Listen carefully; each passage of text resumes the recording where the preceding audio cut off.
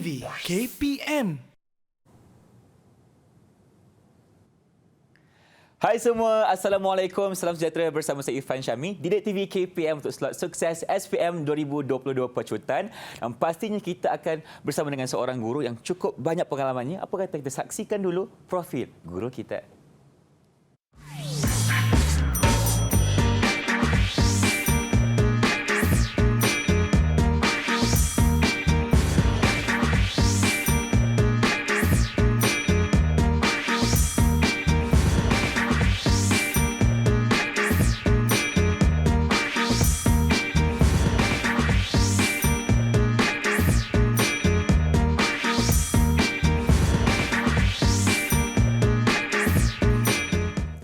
Baik, calon-calon SPM, hari ini kita akan ditemani oleh seorang jurubahasa isyarat. Ifah perkenalkan dulu, Cikgu Suhaili Abdul Ghani dari SK Pendidikan Khas Jalan Batu B, Wilayah Persekutuan Kuala Lumpur. Cikgu, apa khabar?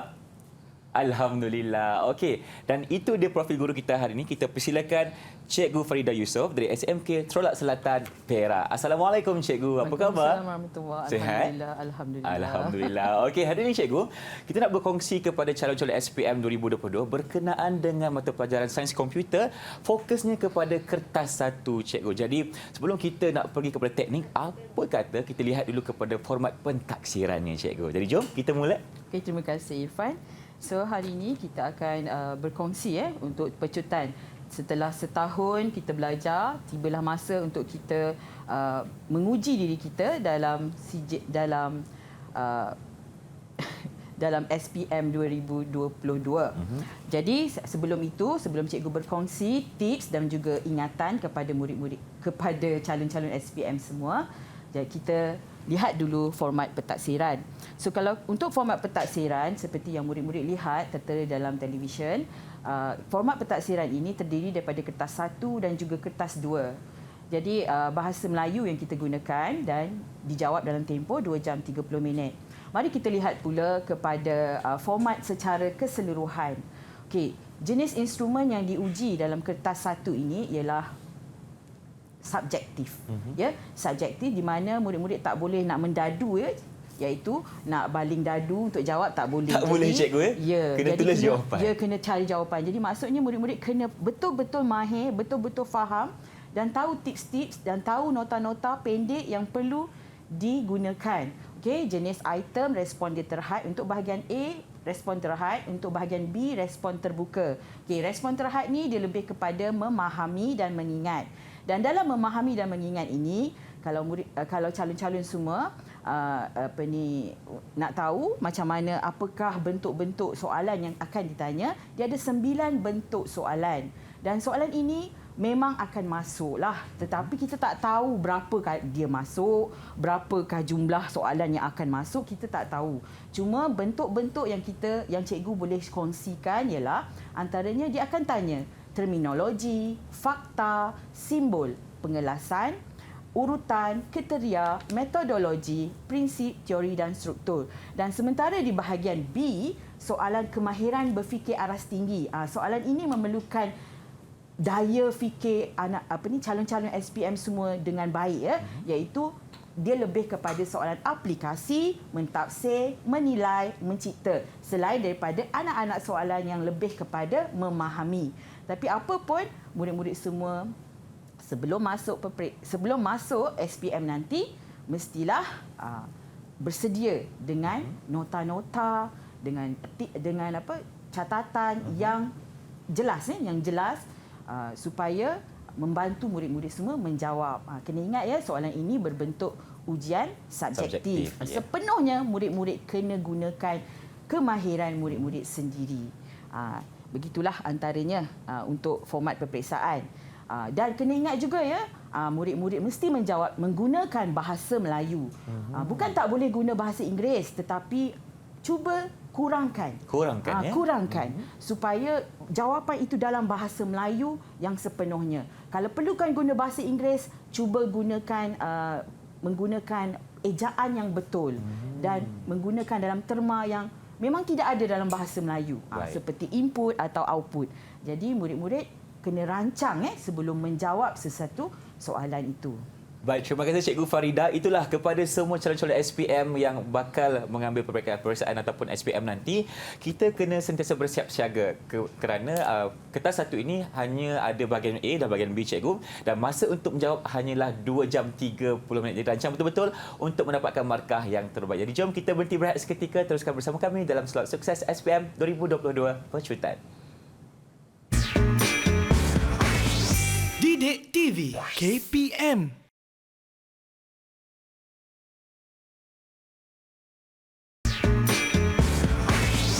Didik TV KPM.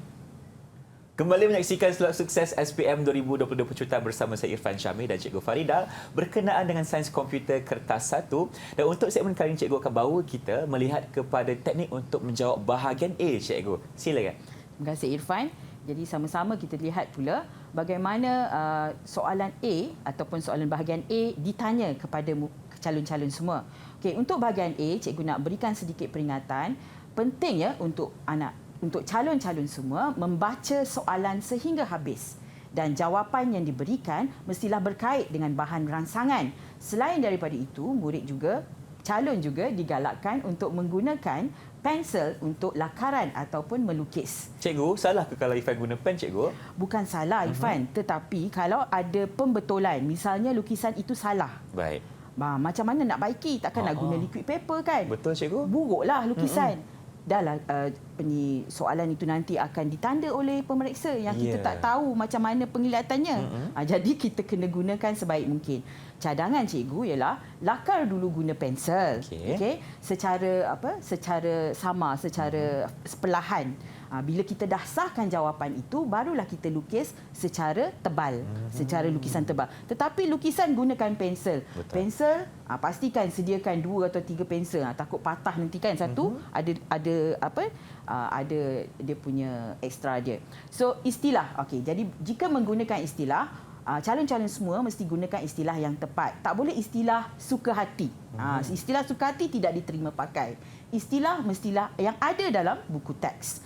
Juga penerangan, bila menerang mesti ada kata kerja. Tidak boleh sekadar menyatakan, mesti ada kata kerja. Ini pegang ya.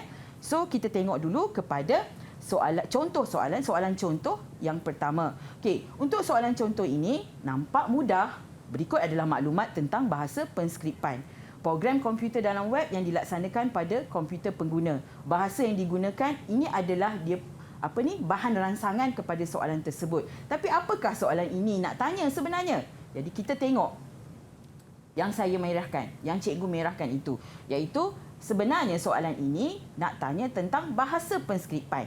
Jadi penting untuk calon-calon semua membaca soalan sehingga habis. Okey, baca dari awal, jangan seronok sangat nak jawab ni sebab nak keluar awal kan. Jadi kita baca yang namakan bahasa penskriptan itu tanpa baca apakah bahan rangsangan yang diberikan. Jadi sebenarnya soalan ini nak tanya tentang bahasa penskriptan, diberikan fakta dan dia suruh namakan bahasa penskriptan itu. Jadi bila nak namakan, bagilah kita tahu kan. Jadi buat catatannya kalau calon-calon semua yang jenis mahir tu boleh terus senaraikan. Bahasa penskriptan ada 2, client server kan, pelanggan dan juga pelayan. Jadi jawab yang mana sesuai berdasarkan bahan rangsangan. Jawab dalam menggunakan ejaan yang betul. Okey. Kita tengok pula kepada soalan contoh yang kedua. Soalan contoh yang kedua, berikut adalah segmen kod atau cara Java. Ini calon-calon selalu demam kan. Nampak je soalan coding demam. Tapi sebenarnya coding tu mudah sebab dia akan beri dalam bentuk segmen-segmen. Bukan sepenuhnya. Jadi, jangan rasa tengok je coding tinggal. Baca dulu ya. Baca dulu dan lihat. Oh, rupanya dia nak tanya A. Dia buatkan garis dot tu dia tanya A dan nyatakan tujuan penyataan A. Majoriti calon-calon akan menjawab, oh mudah ni, ini komen. Sebab ini adalah fakta kan, komen. Ya betul. Tetapi calon-calon cuma kena baca soalan. Nyatakan tujuan penyataan A. Bila tujuan penyataan A, kita kena nyatakan tujuan dia. Jadi tujuan dia untuk apa? Bukan untuk komen. Komen tu apa? Komen tu sekadar menyata. Jadi kita buat menulis komen ataupun menyatakan komen. Bertujuan untuk apa? Boleh dijadikan rujukan pengatur cara ataupun yang setara dengannya. Maksudnya kita menjawab berdasarkan bahan rangsangan yang diberikan. Okey. Soalan yang kedua pula, nyatakan satu pemboleh ubah. Bila nyatakan satu pemboleh ubah, calon-calon melihat, oh ada banyak ini. Jadi bolehlah saya jawab satu. Saya akan jawab integer tapak sama dengan 6. Tapi calon-calon kena faham soalan nyatakan satu pemboleh ubah. Maksudnya dia nak satu pemboleh ubah. Jadi calon bagilah satu. Dan nama pemboleh ubah. Bukan sekali dengan jenis data atau juga nilai. Okay? Kalau ada INT tu ialah jenis data, yang ada 6 tu adalah nilai. Dia nak pemboleh ubah. Jadi dia nak nama sahaja. Jadi calon berikanlah nama sahaja, tapak tinggi ataupun luas. Satu saja ya. Okey. Kemudian kita pergi kepada soalan contoh yang ketiga. Soalan contoh yang ketiga, berikut adalah reka bentuk query dalam sistem pengurusan pangkalan data. Calon pernah lihat tak? Ini ada dalam Microsoft Access. Ya, nyatakan dua output reka bentuk query tersebut. Okey. Cikgu nasihatkan jawab menggunakan bahan rangsangan. Maksudnya apa yang tertera dalam soalan gunakan untuk sebagai jawapan. Contohnya jawapan yang cikgu bagi ini iaitu nama penjaga bermula dengan huruf A. Jangan tiba-tiba bermula dengan huruf A. Kita tak tahu apa yang mula dengan huruf A. Jadi nama penjaga bermula dengan huruf A. Kalau calon-calon semua nak lagi tepat, nama penjaga daripada jadual penjaga bermula dengan huruf A. Tapi kalau sekadar macam ni pun cikgu dah faham dah, sebab nama penjaga itu dah tertera dalam jadual. Okey, sama juga dengan pendapatan ini. Pendapatan penjaga lebih besar daripada 2,000. Pendapatan penjaga. Dan calon-calon mesti gunakan, sekali lagi, mesti gunakan pemboleh ubah ataupun medan ataupun atribut yang ada dalam soalan. Kalau huruf besar, huruf besar. Huruf kecil, huruf kecil. Ada underscore, underscore. Okey? Jadi kena gunakan. Kita tengok kepada contoh soalan yang keempat. Okey, untuk soalan contoh yang keempat ini, berikut adalah jadual kebenaran get logic. Okey, ini macam soalan yang digemari kan, sebab senang soalan get logic ni. Tetapi calon-calon selalu lupa tentang membaca dengan teliti. Apa yang cikgu katakan dengan teliti? Contohnya ialah get logic Z. Maksudnya dia nak berapa logik? Dia nak berapa get? Dia nak satu sahaja. Jadi bila dia nak satu, calon-calon kena cari satu sahaja get yang memenuhi jadual kebenaran ini. Ramai yang menjawab sampai buat lita sebab nak dapatkan ini. Tetapi jawapan yang tepat ialah get sahaja, satu. Ya? Bukan lita. Lita dia akan cakap lita. Lita kita boleh gabung-gabung get. Tapi kalau dia nak get, maksudnya dia nak satu sahaja. Ini contoh jawapan dia lah, satu sahaja. Dan labelkan. Sebab dalam soalan itu juga, dia fokuskan kepada laka dan labelkan get logic. Jadi kena laka dan labelkan. Labelkan get logic tersebut. Jangan lupa ya. Ramai yang lukis tetapi lupa nak melabel. Tak dapat markah penuh ya. So, seterusnya. Soalan contoh yang kelima. Untuk soalan contoh yang kelima, Rajah menunjukkan segmen atau cara bahasa penskriptan klien. Nampak ya, kita tak bagi penuh. Soalan diberi sekerat-sekerat sahaja. Berdasarkan Rajah, terangkan fungsi kod baris keempat. Ini soalan yang paling tidak digemari sebab suka menerang. Bila menerang, kita tak boleh bagi ayat pendek-pendek. Kenalah buat ayat panjang sikit. Tapi taklah sampai kena tulis esei. Okey? Jadi macam mana nak menerang baris yang keempat ini? Cara terang dia macam ni. Mudah je. Cikgu nak beritahu ya, ada tajuk kat situ. Contoh menjawab kurang tepat. Boleh, memang betul mengisytihar senarai. Kalau kita cakap biasa-biasa dengan kawan-kawan, bolehlah mengisytihar senarai. Tetapi kita nak menjawab soalan peperiksaan. Kita kena anggap orang yang membaca jawapan kita itu tidak faham. Jadi kita kena terang. Mengisytihar tata susunan. Sebab dia jenis tata susunan kan. Bernama, nama murid kena ada nama. Dan ini yang selalu calon-calon lupa, iaitu menyatakan jenis data berjenis string atau dalam bahasa Melayu dia rentetan. Boleh gunakan dua-dua istilah. Okey. Seterusnya kita pergi kepada soalan contoh yang keenam. Ini berkaitan dengan jenis data. Okey. Dalam jenis data, biasanya murid-murid akan jawab nyatakan jenis data bagi nama contohnya. Ramai yang akan jawab Vaca. Cikgu tak tahu datang mana idea Vaca. Mungkin datang daripada pangkalan data kan? Tetapi murid-murid kena faham, jika soalan itu tiada kaitan dengan pangkalan data, Vaca ini tolong elakkan. Tolong elakkan. Kalau ada pangkalan data sahaja kita guna Vaca. Itu pun sebenarnya dia jenis string. Vaca ni sekadar dia punya nama untuk kita isytiharkan dia dalam pangkalan data. Okey? Jadi jawapan yang paling tepat ialah string ataupun rentetan. String ataupun rentetan dalam bahasa Melayu. Tak kiralah guna Java ke JavaScript ke, string ataupun rentetan. Sama juga nombor kad pengenalan, ramai yang akan menjawab integer sebab dia nombor. Tetapi calon-calon kena perhatikan secara keseluruhan datanya, dia ada dash-dash. Bila ada dash-dash bermakna dia bukan lagi nombor tetapi adalah rentetan. Okey, umur confirmlah integer. Tapi ramai juga yang akan menjawab int. Int adalah nama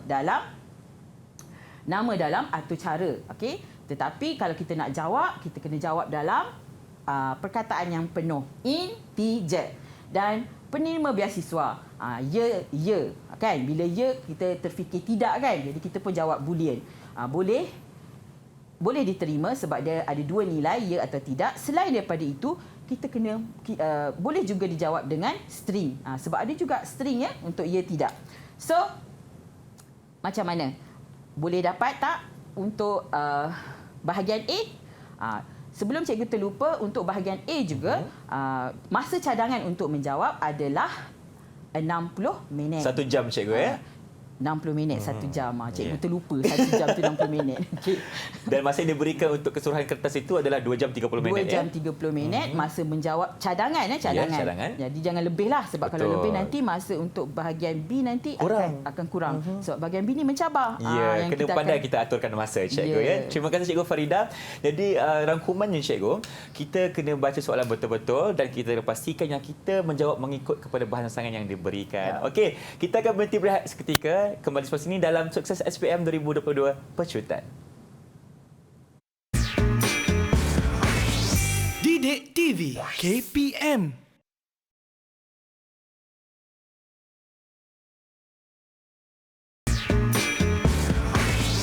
Didik TV KPM. Bersama kami dalam Slot Sukses SPM 2022 Pecutan Sains Komputer Kertas 1. Dan untuk segmen kali ini, Cikgu Farida akan bawakan kita melihat kepada teknik untuk menjawab bahagian B. Jadi pastikan murid semua ataupun calon-calon SPM sedia dengan kertas dan juga pennya. Jom Cikgu, kita mula. Terima kasih Irfan. So kita akan pergi pula kepada bahagian B. Untuk bahagian B ini dia ada 4 soalan ya. 4 soalan, 10 markah 2 soalan dan 15 markah 2 soalan. Jadi kita akan tengok dulu kepada soalan yang berbentuk aplikasi dan mencipta. Okey, cikgu, soalan ini berapa markah? Cikgu pun tak tahu berapa markah yang akan keluar. Tapi bentuknya begitu ya, 10, 10, 15, 15. Tapi di mana duduknya saya pun tak tahu. Jadi bahagian B, aplikasi dan mencipta. So baca soalan sehingga habis. Itu memanglah petua saya. Saya tak ada petua lain. Ada yang cakap, cikgu boleh tak tunjuk yang mana penting? Tak ada yang penting, semua penting. Okey, jawapan mesti, sekali lagi, mesti berkait dengan bahan rangsangan. Okey, lukisan lakaran, gunakan pensel dan istilah pun mesti tepat. Ini adalah panduan untuk semua bahagian sebenarnya. Tetapi cikgu kena ingatkan sebab murid-murid selalu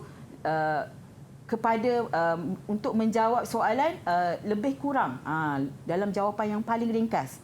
Untuk B, kita kena panjangkan sikit ayat, kita kena buat huraian sedikit. Okey. Contoh soalan iaitu soalan yang ketujuh. Okey, diberi bahan rangsangan. Untuk bahagian B, semua soalan biasanya ada bahan rangsangan. Dia tak ada jawapan, dia tidak ada ayat semata-mata, dia ada situasi ataupun dia ada bahan bergerak rajah dia memang ada. Jadi calon-calon kena fahamkan dulu apa rajah tu nak sebenarnya. Okey, ini tentang homestay. Sewa homestay, 1 malam 250, 2 malam seterusnya akan mendapat diskaun 10%. Hubungi sekian-sekian, FB sekian-sekian, Instagram sekian-sekian. So soalan dia, lakarkan carta alih atur cara bagi mengira bayaran penginapan di homestay. Wah, senang ni. Atur cara, lakar carta alih. Senang ni. Jangan sibuk dengan carta alih itu. Sibuk dulu dengan apakah poin penting. Apakah perkara penting yang nak disuruh pada soalan tu. Ya? Kita tengok, iaitu dia nak lebih kepada bayaran penginapan. So untuk bayaran penginapan iaitu kita lebih kepada 1 malam 250, 2 malam seterusnya diskaun 10%.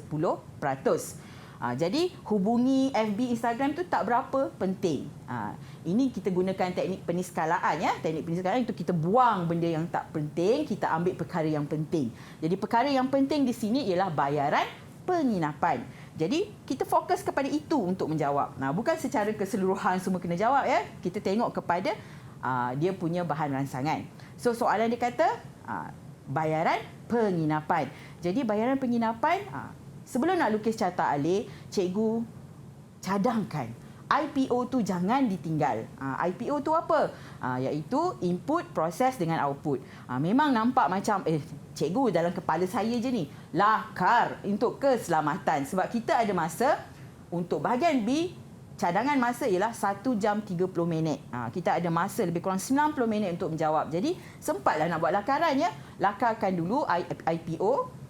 Okey, jadi kita akan dapat benda-benda penting, perkara-perkara penting. Apa yang penting dalam soalan? Bayaran. Untuk bayaran apa yang penting? Bilangan bermalam, diskaun dia, 1 malam. Okey. Ramai yang cakap, cikgu IPO ni kan cikgu, kalau yang umpuk-umpuk tu IPO ke cikgu? Ya, termasuk dalam dalam input. Input bukan bermaksud kena buat bentuk serong semata-mata, tetapi apa saja data-data awal kita letakkan di input. So, proses. Okey, proses yang terlibat. Kalau ada 7 proses, letak semua 7 proses dalam proses. Tapi di sini ada 2 proses sahaja. Pertama, kira diskaun. Okey, kira diskaun. Ada yang buat teknik seterus, dia teknik formula terus sebab dia cekap matematik kan.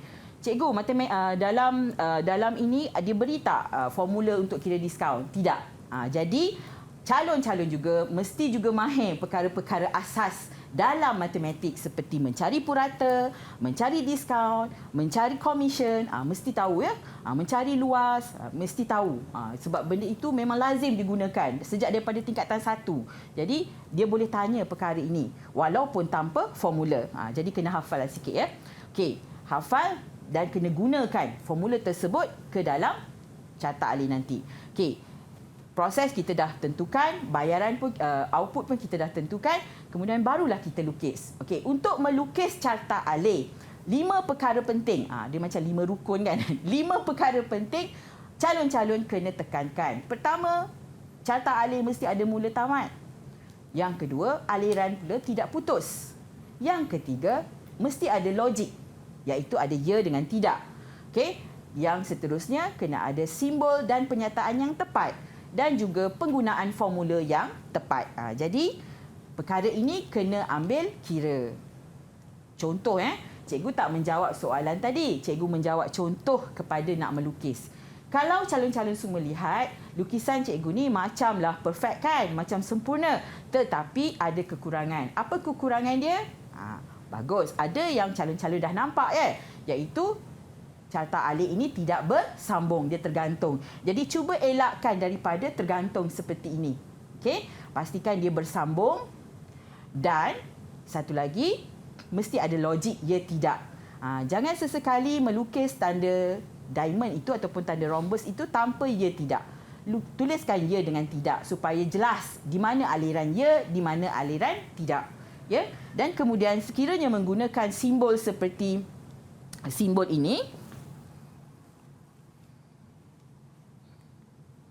ini, pastikan ada perkataan papa. Jadi jangan gunakan simbol yang selari itu, yang sengit itu tanpa perkataan papa. Okey, supaya murid-murid tidak, supaya pemeriksa faham, oh ini untuk output. Ini untuk output, bukan input. Jadi sekiranya menggunakan simbol yang papar itu, mestilah tak nyatakan simbol yang garis selari itu, mesti nyatakan dia input ataupun dia output. Mesti nyatakan. Okey, kemudian terus pergi kepada soalan seterusnya, iaitu sekiranya soalan dalam bahagian tersebut bertanya mengenai skema hubungan.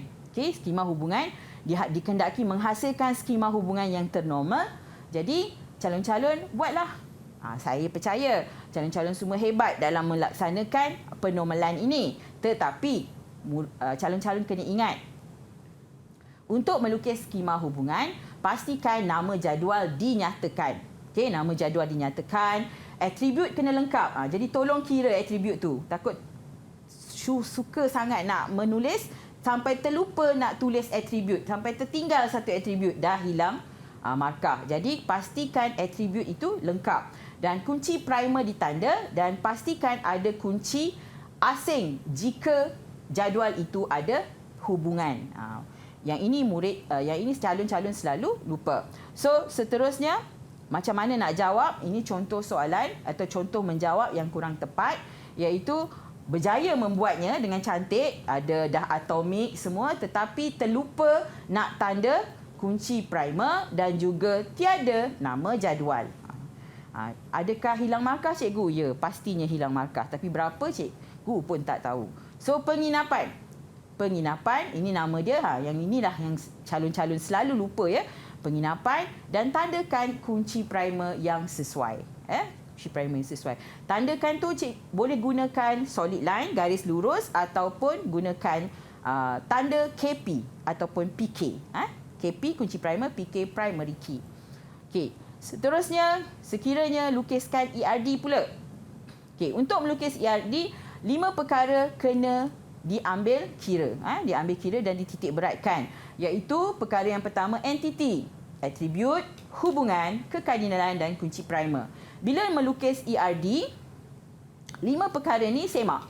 Okey, bila dah lukis, semak balik 5 ni. Cukup ke tidak? Okey, pertama, entiti, mesti ada hubungan. Okey, entiti jangan bertukar. Entiti simbolnya begini. Okey, simbol 4 segi tepat, hubungan. Dan kemudian pastikan atribut. Atribut, sekiranya soalan itu lebih kepada mencipta, biasanya calon-calon dikendaki melahirkan atau mengeluarkan atribut sendiri yang bersesuaian, yang logik. Jadi pastikan setiap entiti cadangkan 2 atribut sekurang-kurangnya. 2 atribut sekurang-kurangnya, atribut yang logik dan tanda bujuk. Okey, kemudian pastikan tulis juga kekardinalan, one to many, many to one to one, berdasarkan kefahaman calon-calon semua dalam soalan. Dan sekiranya hubungan itu ada atribut, pastinya hubungan dia ialah many to many. Dan seterusnya, pastikan juga setiap entiti itu ada atribut kunci ataupun ada kunci primer yang ditanda. Wajib. Kadang-kadang murid semua lukis dah cantik tapi kunci primer tak ada. Dan tak perlu tunjukkan kunci asing. Kunci asing tak perlu tunjukkan. Kenapa? Sebabnya dikira menambah apa orang panggil? Menambah atribut. Kunci asing dia tunjukkan melalui kekardinalan. Kita lihat daripada kekardinalan. Jadi kalau di sini, kalau kita tengok di sini, simbol yang digunakan ialah simbol crow, iaitu kaki gagak. Pada tingkatan 4, kita gunakan Chen. 1M, 11, 1M, MN. Tetapi dalam tingkatan 5, kita gunakan kaki gagak, crow. Jadi, calon-calon semua mesti berlatih juga memahami dan membaca cara membaca kaki gagak ini. Ini maksud many to many. Okey, itu saja untuk bahagian B bagi soalan aplikasi dan juga mencipta. Baik, terima kasih Cikgu Farida. Irfan, ada soalan Cikgu. Apakah antara kesilapan yang selalu calon-calon SPM lakukan ketika menjawab soalan bahagian B, terutamanya bagi bahagian aplikasi dan mencipta ni, Cikgu? Okey, antara calon yang selalu buat masalah ialah dia terlalu menjawab terlalu lewah. Terlalu panjang. Terlalu panjang. Okey. Terlalu pendek. Jadi kita nak dalam tara dia. Okey, dia ada ruangan jawapan. Jadi kalau boleh penuhkan ruangan jawapan. Dan jawapan tu mesti juga kena fahamkan dia punya maksud dia. Kalau dia nak, macam cikgu terang tadi, dia kena bayaran, pastikan jawab bayaran sahaja. Tak perlu nak lewah sampai ke FB lain. Semua kan. Itu. Jadi kalau begitu juga dengan melukis. Melukis kan, murid selalu menambah atribut yang tak penting. Jadi kita ambil atribut yang penting sahaja. Macam tu. Contohnya cikgu, kalau tadi cikgu cakap berkenaan dengan atribut tu kan, kalau mereka tambah-tambah tu cikgu, adakah markah akan ditolak ataupun markah akan diambil dengan jawapan yang mereka berikan yang betul tu cikgu? Biasanya bila kita menambah, kita akan mengubah jawapan. Betul, setuju? Bila mengubah jawapan lebih kepada jawapan yang yang kurang tepat. Yang kurang tepat. Jadi sudah tentulah hilang Ya. markah kan. Betul begitu. cikgu. Jadi kita pun dah faham sekarang ni, kalau untuk menjawab soalan bahagian B ni, istilahnya kena tepat cikgu, dan tak perlu juga untuk kita panjang-panjangkan ayat kan, sebab kita hanya perlu memberikan jawapan apa mengikut kehendak soalan cikgu. Dan jangan lupa bila ada, sebab soalan ini mesti ada soalan memahami. Betul. Anak-anak memahami. Ya. Jadi bila soalan yang memahami itu nanti calon-calon mesti menjawab menggunakan ayat yang ringkas, yang padat dan juga menjawab bahan rangsangan. Okey, itu Jangan tips dia. jangan terlalu melihat soalan kemudian tak kaitkan dengan soalan. Mesti kaitkan dengan soalan itu sendiri. Betul cikgu, Itu kena saja. ikut bahan rangsangan, itu yang paling penting. Okey cikgu, terima kasih banyak-banyak. Kita akan berhenti berehat seketika, teruskan bersama kami dalam slot Sukses SPM 2022 Pecutan Sains Komputer. Didik TV KPM.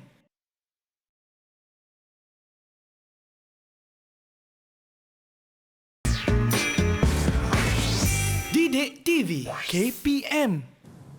Inilah dia slot Sukses SPM 2022 Pecutan berkenaan dengan sains komputer kertas 1. Dan untuk segmen kali ini, Cikgu Farida akan bawakan kita melihat kepada bahagian seterusnya, iaitu teknik menjawab bahagian B bagi analisis dan menilai. Ya, jadi Cikgu, sebelum kita mulakan Cikgu, mungkin Cikgu boleh syorkan kepada murid-murid di luar sana untuk sediakan apa Cikgu semasa mereka nak dapatkan tips ni?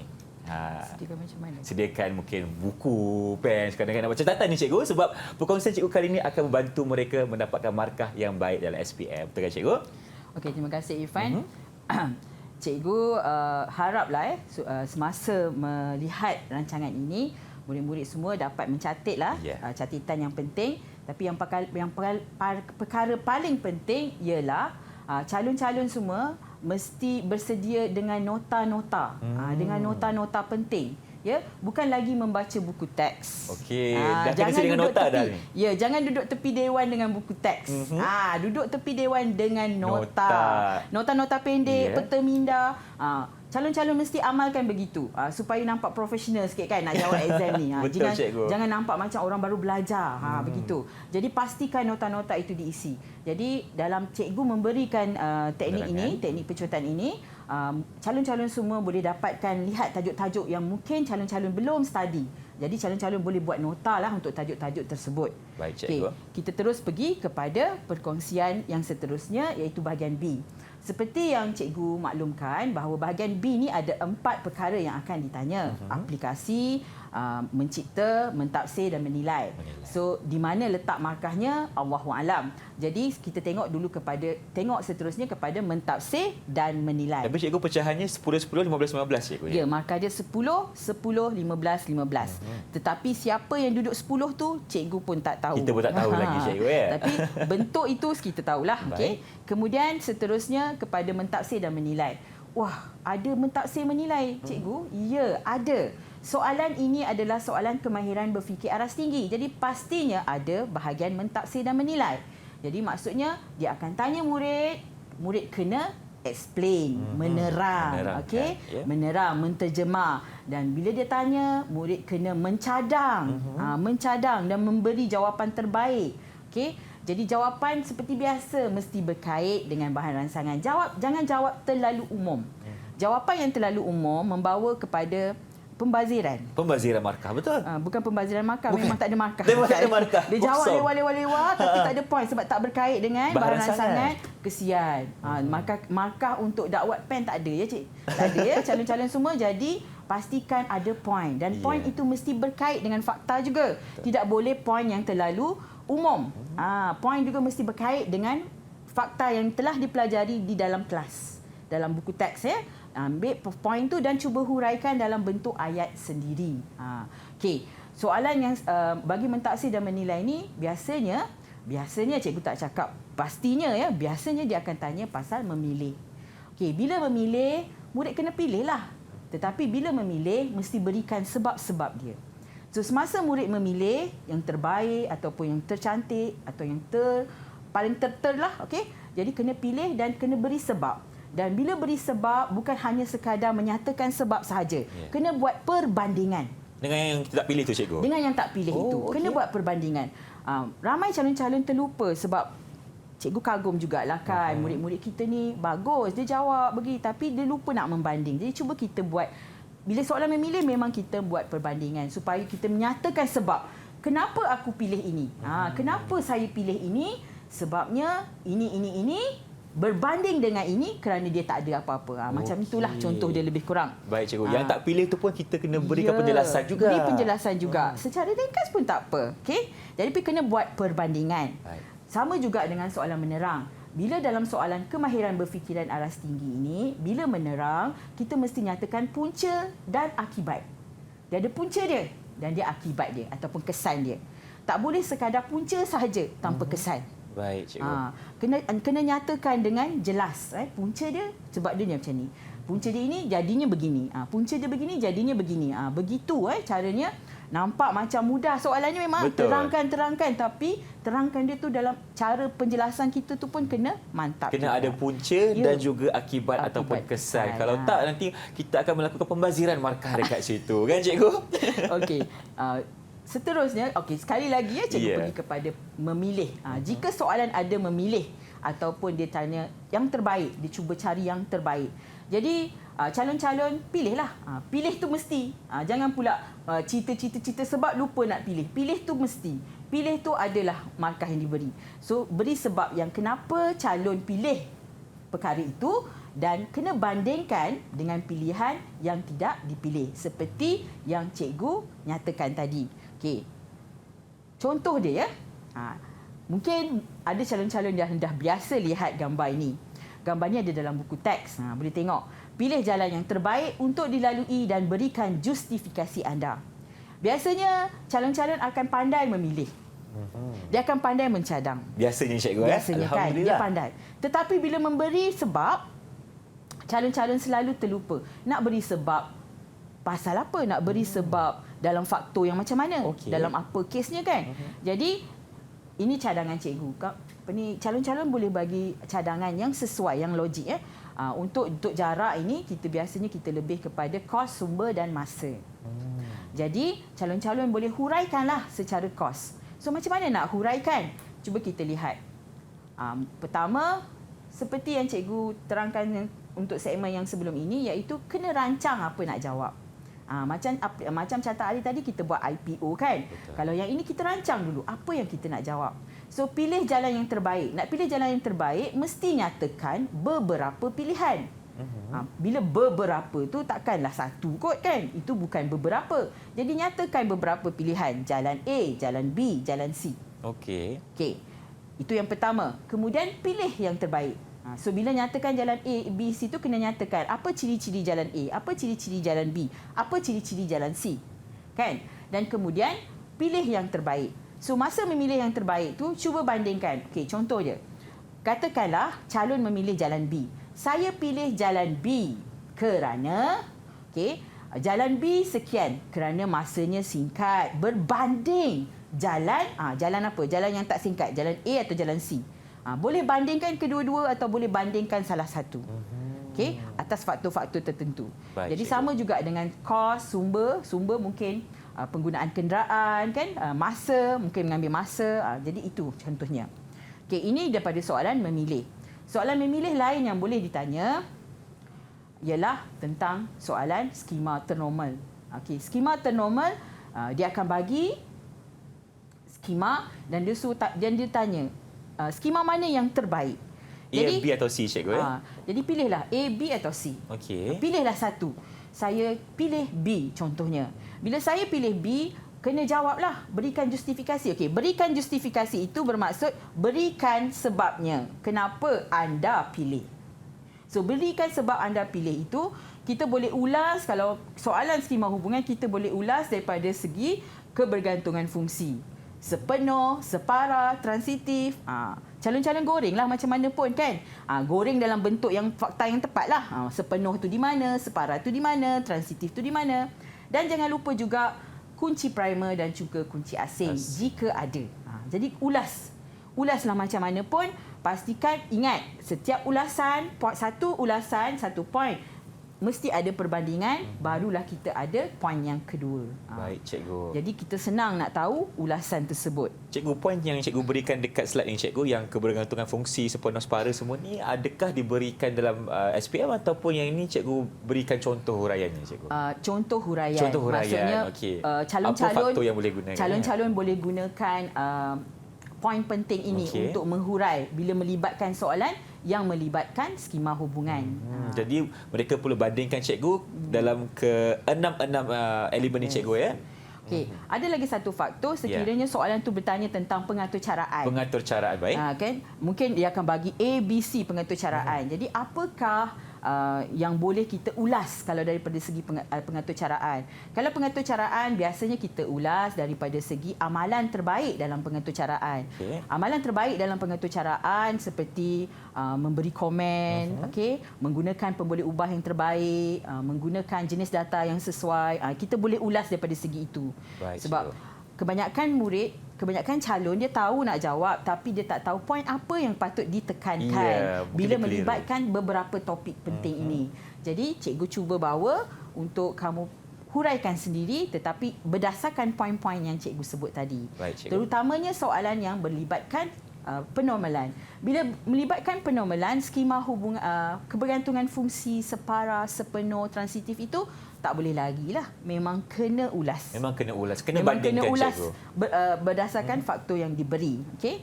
Jadi seterusnya kita terangkan pula soalan yang bahagian menerang. Tadi kita memilih kan? Sekarang kita menerang. Menerangkan pula. Okey. Untuk menerang, perkara ini paling pentinglah. Kena baca. Soalan dia panjang ya. Soalan dia akan satu muka surat itu saja soalan dia. Oh, okey. Jadi calon-calon bacalah. Lihatlah rajah yang sesuai. Cuba fahamkan. Masa ada ya. Masa 1 jam 30 minit.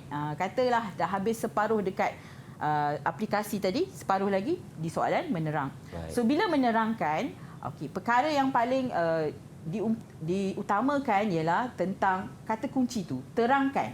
Terangkan 3 prinsip. Jadi fokus kepada 3 prinsip itu. 3 prinsip yang tidak memenuhi, yang tidak memuaskan hati pelanggan. Okey. Jadi kemudian disuruh cadangkan 3 penambahbaikan. Oh, okey. Ada 2 soalan kat sini, cikgu, 2 soalan kat sini. So semasa menerang, pertama kena terang.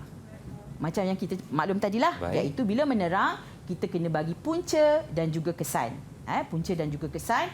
So untuk menerang, pastikan guna teori yang dipelajari. Apa teori yang dipelajari? Yang dibelajar dalam buku teks lah. Yang dipelajari dalam buku teks. Penting juga gunakan teori. Jangan terlalu umum. Jangan jawab terlalu umum. Misalnya, tak baca kan? Lupa nak baca. Kan? Lepas tu goreng yang bukan-bukan. Tak boleh juga ya. Kena gunakan teori yang dipelajari. Iaitu kesan tu datang dari pendapat dan kesan pula datang dari pendapat sendiri. Tapi kena relevan calon. lah. Ya, mesti relevan. Kan? Takkan ulas A, jawabnya C kan? Betul. Jadi ulas berkaitan, biar relevan. Okey. Dalam konteks ini, cikgu tak boleh nak kata apalah, kamu kena banyak membaca. Banyak membaca dalam topik-topik ini ya, banyak membaca.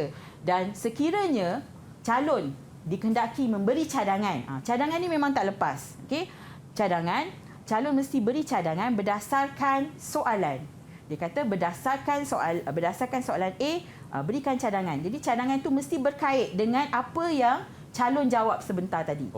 Jangan calon jawab A, cadangannya C. Jadi tidak sesuai. Tidak berkait. Tidak berkait. Jadi mesti beri cadangan yang relevan dengan soalan.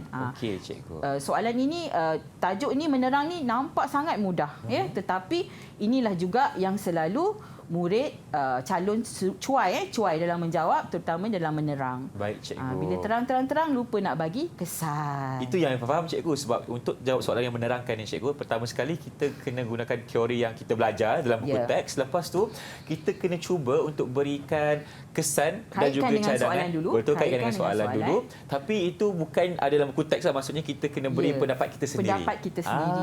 Faham, kesan kita sendiri. Tapi kalau tak banyak membaca, tak ada idea. Tak ada idea nak jawab kan? Jadi kena membaca juga. Nampak Nampak di sini ya, soalan kemahiran berfikir aras tinggi, dia lebih kepada kemampuan murid mengolah ataupun mengeluarkan idea calon-calon sendiri. Sebab dia nak tengok calon ni pandainya level mana. Satu. Okey, itu cikgu berkenaan dengan soalan menerangkan cikgu. Tapi kita nak berbalik sedikit kepada bahagian memilih tadi cikgu. Mungkin cikgu boleh berikan tips macam mana dia nak buat pilihan yang terbaik tu. Maksud saya cikgu, mungkin dia ada tahu beberapa elemen penting untuk soalan tu tapi dia tak tahu keseluruhannya. Jadi macam mana kita nak pilih jawapan yang terbaik? Itu soalan saya. Itu lebih kepada memahamilah. Jika calon faham betul, dia jelas benda ini adalah yang terbaik. Okey. Tapi cikgu tak ada nak petua-petua sebab ini adalah perkara yang terlalu sensitif kan. Jadi kalau di sini kalau kita lihat kalau biasanya skema hubungan, kita tengok yang terbanyak, yang paling banyak itulah. Okey, itu antara tipsnya lah kan. Okey, yang paling banyak itulah yang biasanya, tetapi tak juga. Contohnya macam B dengan C, dua-dua sama kan? Empat-empat. Tetapi kita lihat pula daripada segi penetapan kunci primer dan juga kunci asing. Oh, itu contohnya. Tak boleh disimpan dulu. Okey, terima kasih banyak-banyak. Mungkin kita nak dapatkan sedikit rumusan daripada cikgu sekarang ni. Silakan cikgu. Okey, kepada calon-calon SPM 2022, cikgu nak ucapkan selamat maju jaya. Okey. Dan seperti cikgu maklumkan di sini iaitu manjada wajada, barang siapa bersungguh-sungguh pasti berhasil. Jadi jangan lupa ya, kita nak masuk berperang mesti ada senjata yang bagus. Kan? Nanti perangnya kita pula kalah. Jadi kalau nak menang macam tu juga dalam peperiksaan untuk ada senjata yang bagus, calon-calon mesti bersedia dengan nota-nota. Maksudnya calon dah ulang kaji lah. Ulang kaji dengan nota-nota dan duduklah di tepi dewan dengan nota ya. Bukan dengan buku teks. Pastikan ada duduk dengan nota. Dengan nota. Okay. Maksudnya calon-calon dah study. Dah sedia. Dia dah study, dah bersedia, insya-Allah senjata yang calon-calon bawa tu yang terbaik. Berkesan, yang terbaik. InsyaAllah. Manjada wajada. Terima kasih diucapkan kepada Cikgu Farida dan juga Cikgu Suali kerana berkongsi kepada kita tentang mata pelajaran sains komputer kertas 1. Jadi kepada calon-calon SPM di luar sana, jangan kalian leka. Sentiasa bersiap siaga untuk menghadapi SPM yang bakal kunjung tiba. Kita jumpa lagi. Assalamualaikum dan salam sejahtera.